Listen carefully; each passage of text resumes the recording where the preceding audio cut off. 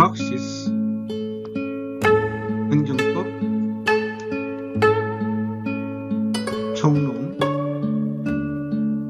강의입니다. 네, 이 시간에는 교재 48페이지부터 50페이지까지 나와 있는 행정입법의 형식과 내용상의 불일치에 관해서 설명하겠습니다. 행정입법에는 법규명령과 행정규칙이 있다고 했습니다.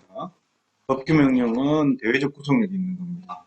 그래서 법원까지도 구속을 하는 겁니다. 행정규칙은 행정기관 내부의 사무처리 기준을 정하는 것이기 때문에 대외적 구속력이 없다는 것이죠.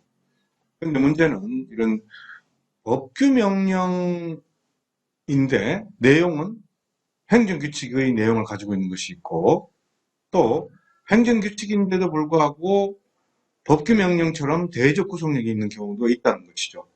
이것을 행정입법의 형식과 내용상의 불일치라고 합니다. 그럼 그런 경우에는 어떻게 처리되어야 되느냐? 보겠습니다. 우선 행정규칙 가운데 법규적 성질을 갖는 것들이 있을 수가 있다. 특히 법령 보충규칙이라고 해서 법률에서 일정한 사항을 장관이 정하도록 하고 있는데, 즉 부령으로 정하도록 하고 있는데, 부령이 아니라 고시나 훈령으로 그 내용을 정한 경우에 이것은 분명히 행정규칙이죠. 형식은. 근데 내용은 법률에서의 내용을 보충하는 것이어서 법규명령의 내용을 가지고 있는 겁니다. 대외적 구속력을 가지고 있는 겁니다. 이런 경우 형식과 내용이 불일치하는데, 판례는 형식은 고시나 훈령, 행정규칙이지만은 내용이 법규명령이기 때문에 법규명령으로 보고 대외적 효력을 인정한다 하고 있습니다. 상위법령의 위임이 있고 상위법령의 내용을 보충하고 구체화하는 기능을 있고, 또 위임 범위 내에 있는 경우라면은 상위법령과 결합해서 대외적 효력이 인정된다는 겁니다. 국세청장 훈령 형식의 재산 대세 사무처리 규정, 이것은 양도소득세의 실질거래가액에 의한 과세의 법령상의 근거가 됩니다. 건설교통부 장관의 택지개발 업무 처리 지침, 택지개발 예정지구의 지정 변경 해제 고시는 택지개발 촉진법에 따른 효력이 인정되는 것입니다.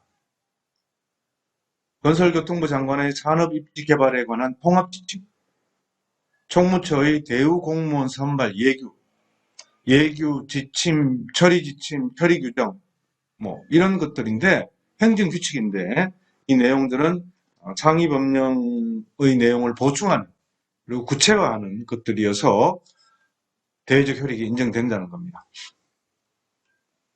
그리고 행정규제 기본법 4조 2항 단서를 보면은 법령에서 전문적 기술적 사항이나 경미한 사항으로서 업무의 성질상 위임이 불가피한 사항에 관하여 구체적으로 범위를 정하여 위임한 경우에는 고시 등으로 정할 수 있다라고 했습니다. 그래서 행정규칙 형식으로 정할 수 있다는 겁니다.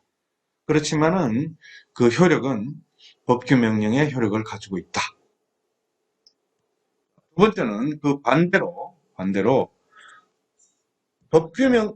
법규명령인데 행정규칙의 성질을 가지고 있는 내용은, 그래서 대통령령이지만은 형식, 그래서 이것은 법규명령이죠.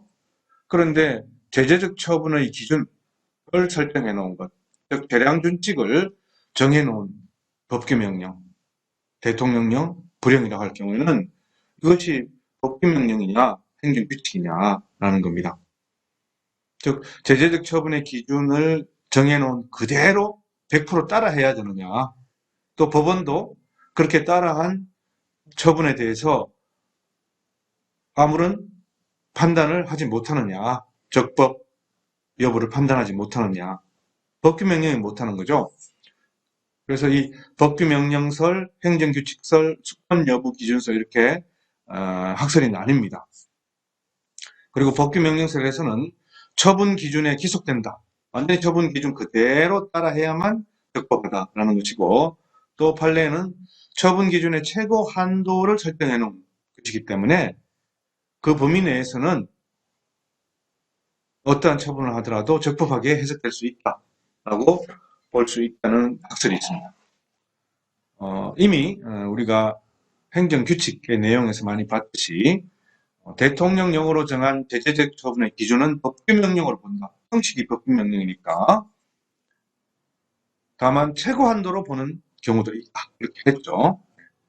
청소년 보호법 시행령상의 과징금 처분, 부가처분 기준. 다만 불형으로 정한 제재적 처분 기준은 행정규칙으로 본다. 약사법 시행규칙 행정처분 기준, 도로교통법 시행규칙상의 운전면허 행정처분 기준, 환경영향평가법 시행규칙상의 영업정지처분 기준. 그래서 법규명령으로 보는 경우에는 그 기준을 그대로 따라해야만 적법하고, 이것이 법규명령을 보되 최고 한도를 설정한 것이라고 하면은 최고 한도의 범위 내에서 어떠한 처분을 해도 적법한 것으로 볼 수 있다는 것이고, 그리고 행정규칙으로 본다면 이것은 대외적 구속력이 없으니까 상위 법령의 취지나 목적에 비추어서 그 처분 내용이 적법한지 어떤지를 새로 평가할 수 있다.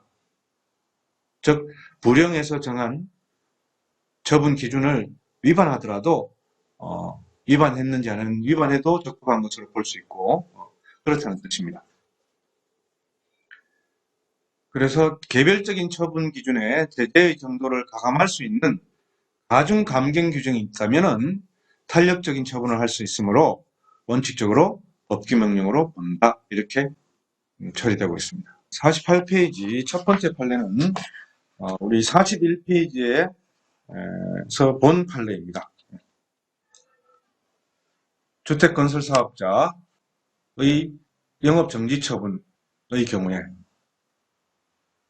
화자 보수를 정당한 사유 없이 사용검사권자가 지정한 날까지 이행하지 않거나 지체한 때, 이런 경우는 정지기관에 관해서 재량의 여지가 없다. 그 기준 그대로 따라야 되는 것이고, 두 번째 판례도 44페이지에 나와 있는 주 55번의 판례입니다.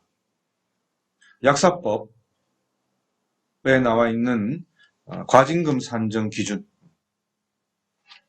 그러니까 불형으로 정해져 있어 법규명령으로 되어 있지만은 이것은 행정청 내부의 사무처리 준칙, 사무처리 기준을 정한 것에 지나지 않기 때문에 대외적 구속력, 즉 국민이나 법원을 기속하는 효력이 없고, 그 처분의 적법 여부는 처분 기준에 맞느냐 안 맞느냐가 중요한 게 아니고 관계법령의 규정의 내용과 취지, 목적에 따라서 판단되어야 한다는 겁니다.